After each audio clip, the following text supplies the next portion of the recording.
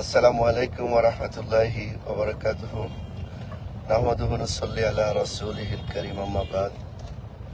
সম্মানিত সন্দীপবাসী, যারা আমাকে এই মুহূর্তে দেখছেন, আপনারা ইতিমধ্যে আমার সম্পর্কে জেনেছেন, আমার নামও অনেকে শুনেছেন।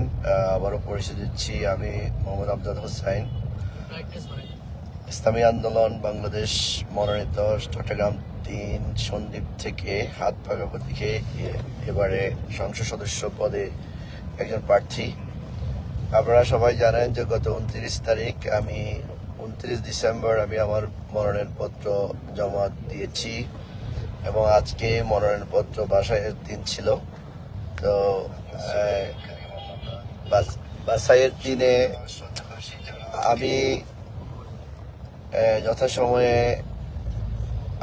জেলা প্রশাসকের অফিসে এসেছি। 12টা থেকে আমাদের শুনানি শুরু হয়েছিল এবং এটা একটা অবধি শুনানি চলছে। আলহামদুলিল্লাহ, আমার কাগজপত্র সবই সঠিক ছিল, কিন্তু শুনানি কালে এডিসি মহোদয় বললেন যে একটি রাজনৈতিক দল, উনি বারবার উল্লেখ করেছেন, একটি রাজনৈতিক দল আমার বিরুদ্ধে একটি অভিযোগ দাখিল করেছেন, যে অভিযোগটি ছিল যে দ্বৈত নাগরিকত্ব। তো আমি সেটার ব্যাপারে সম্মানিত জেলা প্রশাসক মহোদয়ের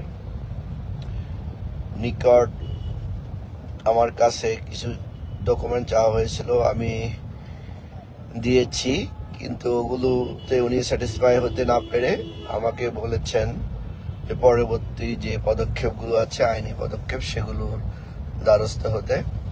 তাই যারা সন্দীপবাসী আছেন, আপনারা কেউ আশাহত হবেন না, ইনশাআল্লাহ আমিও আশাহত নই। আমি আপনাদের সন্দ্বীপে, আমার প্রিয় সন্দ্বীপে কাজ করতে নেমেছি ফিসাবিলিল্লাহ, একমাত্র আল্লাহকে খুশি করার জন্য এবং প্রকৃতপক্ষে আপনাদের সেবা করার জন্য। আমি এমপি হব, এমপি পদে আসীন হয়ে আমি আপনাদের থেকে সম্মান কুড়াবো, এই আশা আমার মধ্যে ছিল না। আমি এমপি হওয়ার আগেই সন্দীপবাসী যে সম্মানে আমাকে সম্মানিত করেছে, আমি ওখানেই তুষ্ট। আর আলহামদুলিল্লাহ, সন্দীপবাসী আমাকে যেভাবে আপন করে নিয়েছে, এটা আমি কখনো ভুলতে পারবো না।